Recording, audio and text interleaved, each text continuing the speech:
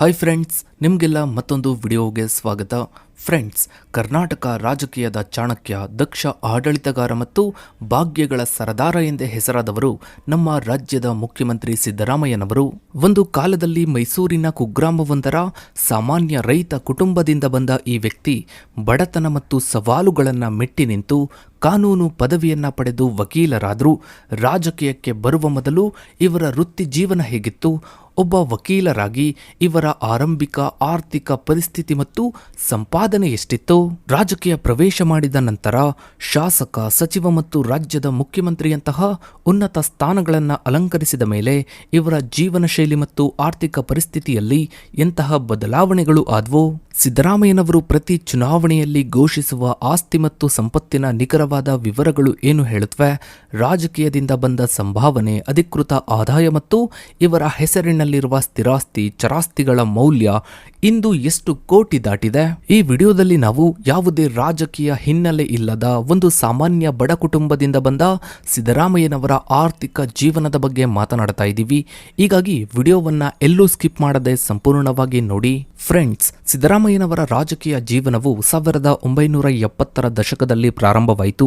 ಇವರು ಮೊದಲು 1983ರಲ್ಲಿ ಚಾಮುಂಡೇಶ್ವರಿ ವಿಧಾನಸಭಾ ಕ್ಷೇತ್ರದಿಂದ ಶಾಸಕರಾಗಿ ಆಯ್ಕೆಯಾಗ್ತಾರೆ. ಅಂದಿನಿಂದ ಇವರು ಹಲವು ಚುನಾವಣೆಗಳಲ್ಲಿ ಗೆಲುವನ್ನ ಸಾಧಿಸಿದ್ದು ಚಾಮುಂಡೇಶ್ವರಿ, ವರುಣ ಮತ್ತು ಬಾದಾಮಿ ಕ್ಷೇತ್ರಗಳನ್ನು ಪ್ರತಿನಿಧಿಸ್ತಾ ಬಂದಿದ್ದಾರೆ.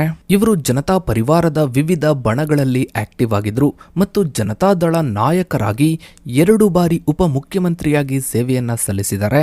2004ರ ಆಗಸ್ಟ್ನಲ್ಲಿ ನಡೆದ ಚುನಾವಣೆಯಲ್ಲಿ ಗೆದ್ದ ನಂತರ ಇವರು ಉಪಮುಖ್ಯಮಂತ್ರಿಯಾಗಿ ಹಣಕಾಸು ಮತ್ತು ಅಬಕಾರಿ ಖಾತೆಗಳನ್ನು ನಿರ್ವಹಿಸುವ ನಿರ್ಣಾಯಕ ಜವಾಬ್ದಾರಿಯನ್ನ ಪಡೆದರು.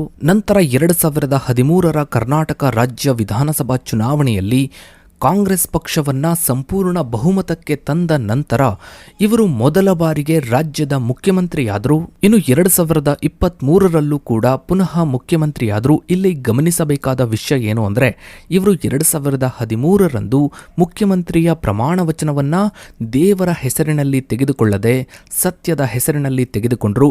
ಇವರು ನಾಸ್ತಿಕರಾಗಿದ್ರು.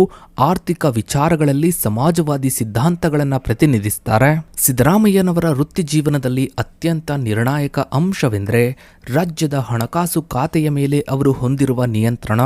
ಇವರು 2004ರಲ್ಲಿ ಉಪಮುಖ್ಯಮಂತ್ರಿಯಾಗಿ ಹಣಕಾಸು ಖಾತೆಗಳನ್ನು ನಿರ್ವಹಿಸಿದ ನಂತರ 2013ರಿಂದ 2018ರ ಮುಖ್ಯಮಂತ್ರಿ ಅವಧಿಯಲ್ಲಿ ಮತ್ತು ಈಗ 2023ರ ಮುಖ್ಯಮಂತ್ರಿ ಅವಧಿಯಲ್ಲಿಯೂ ಸಹ ಹಣಕಾಸು ಖಾತೆಯನ್ನು ತಮ್ಮ ಬಳಿಯೇ ಉಳಿಸಿಕೊಂಡಿದ್ದಾರೆ. ಹಣಕಾಸು ಸಚಿವ ಮತ್ತು ಮುಖ್ಯಮಂತ್ರಿಯಾಗಿ ಖುದ್ದು ಈ ಖಾತೆಯನ್ನು ನಿರ್ವಹಿಸುವುದರಿಂದ ರಾಜ್ಯದ ಬೃಹತ್ ಆರ್ಥಿಕ ನೀತಿಗಳು, ಬಜೆಟ್ ಹಂಚಿಕೆಗಳು, ಗುತ್ತಿಗೆಗಳು, ಸಂಪನ್ಮೂಲಗಳ ಹಂಚಿಕೆ ಮತ್ತು ನಿಯಮಗಳನ್ನು ರೂಪಿಸುವಲ್ಲಿ ಅತ್ಯುನ್ನತ ನಿಯಂತ್ರಣ ದೊರೆಯುತ್ತೆ.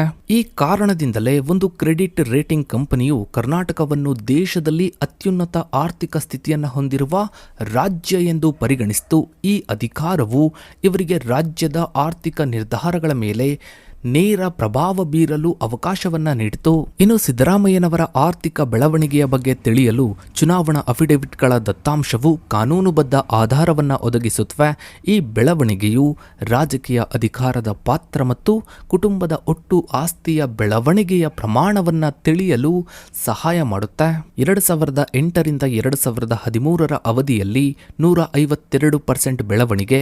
ಈ ಅವಧಿಯಲ್ಲಿ ಆಸ್ತಿಯ ಮೌಲ್ಯವು ಸುಮಾರು 5.4 ಕೋಟಿಗಳಿಂದ 13.61 ಕೋಟಿಗಳಿಗೆ ಏರಿತ್ತು. ಇದು ಉಪಮುಖ್ಯಮಂತ್ರಿಯ ಪಾತ್ರವನ್ನು ಪೂರೈಸಿದ ನಂತರ ಮತ್ತು ಮುಖ್ಯಮಂತ್ರಿಯ ಹುದ್ದೆಗೆ ಏರಿದ ಮೊದಲು ಶಾಸಕರಾಗಿ ಮತ್ತು ಪ್ರತಿಪಕ್ಷದ ನಾಯಕರಾಗಿ ಕಾರ್ಯನಿರ್ವಹಿಸಿದ ಹಂತವಾಗಿದೆ.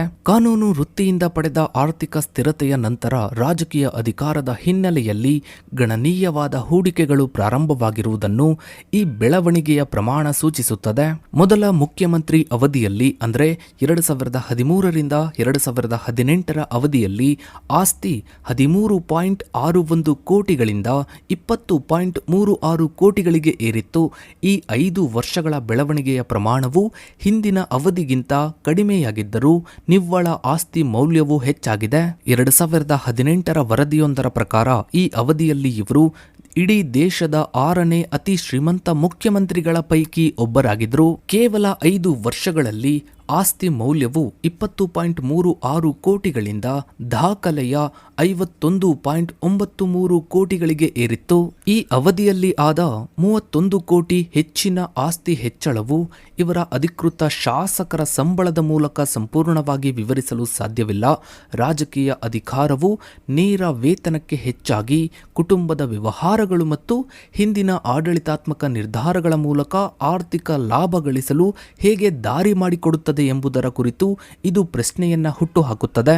ಆಸ್ತಿಗಳಂತೆಯೇ ಘೋಷಿತ ಹೊಣೆಗಾರಿಕೆಗಳು ಅಂದರೆ ಸಾಲಗಳು ಸಹ ಗಮನಾರ್ಹವಾಗಿ ಹೆಚ್ಚಾಗಿವೆ. 2013ರಲ್ಲಿ ಸುಮಾರು 2.88 ಕೋಟಿ ಸಾಲಗಳು 2023ರ ವೇಳೆಗೆ 23 ಕೋಟಿ ಸಾಲಗಳು ಹೆಚ್ಚಾಗಿವೆ. ಈ ಗಣನೀಯ ಹೆಚ್ಚಳವು ದೊಡ್ಡ ಮೊತ್ತದ ಸಾಲಗಳನ್ನು ಬಳಸಿಕೊಂಡು ಆಸ್ತಿಗಳನ್ನು ಹೂಡಿಕೆ ಮಾಡಲಾಗಿದೆ ಎಂಬುದನ್ನು ಸೂಚಿಸುತ್ತೆ.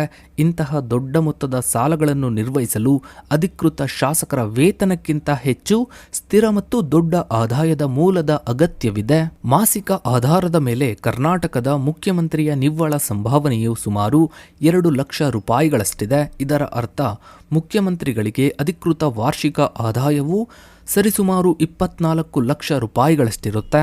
ಸಿದ್ದರಾಮಯ್ಯ ಅವರ ರಾಜಕೀಯ ಜೀವನದಲ್ಲಿ ಇವರ ಆರ್ಥಿಕ ನಿರ್ಧಾರಗಳು ಮತ್ತು ಸಂಪತ್ತಿನ ಅನಿರೀಕ್ಷಿತ ಏರಿಕೆಗೆ ಸಂಬಂಧಿಸಿದಂತೆ ಹಲವಾರು ಪ್ರಮುಖ ಕಾನೂನುಗಳು ಮತ್ತು ಆಡಳಿತಾತ್ಮಕ ವಿವಾದಗಳು ಸಾರ್ವಜನಿಕವಾಗಿ ಚರ್ಚೆಯಲ್ಲಿವೆ. ಸಿದ್ದರಾಮಯ್ಯ ಅವರ ಮೊದಲ ಮುಖ್ಯಮಂತ್ರಿ ಅವಧಿಯಲ್ಲಿ ಗಣಿಗಾರಿಕೆ ಗುತ್ತಿಗೆಗಳ ನವೀಕರಣಕ್ಕೆ ಸಂಬಂಧಿಸಿದ ಗಂಭೀರ ಆರೋಪಗಳನ್ನು ಎದುರಿಸಿದರು. ಇನ್ನು ಮೈಸೂರು ನಗರಾಭಿವೃದ್ಧಿ ಪ್ರಾಧಿಕಾರ ಹಗರಣ, ಈ ಪ್ರಕರಣವು ಮೈಸೂರಿನಲ್ಲಿ ಭೂ ಹಂಚಿಕೆಗೆ ಸಂಬಂಧಿಸಿದ್ದು ಸಿದ್ದರಾಮಯ್ಯ ಅವರ ಪತ್ನಿ ಪಾರ್ವತಿಯವರ ಹೆಸರನ್ನು ಕೂಡ ಒಳಗೊಂಡಿತ್ತು.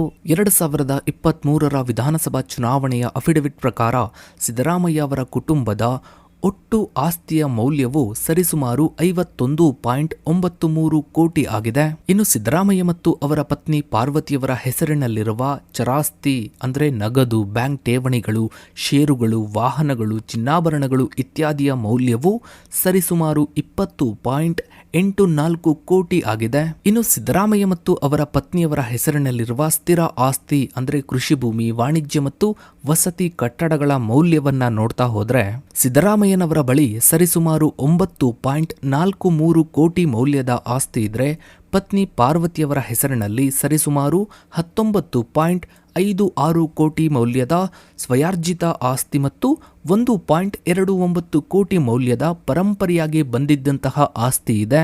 ಈ ಆಸ್ತಿಯ ಜೊತೆಗೆ ಇವರ ಕುಟುಂಬದ ಒಟ್ಟು ಸಾಲಗಳು ಸರಿಸುಮಾರು 23.86 ಕೋಟಿ ಇದೆ.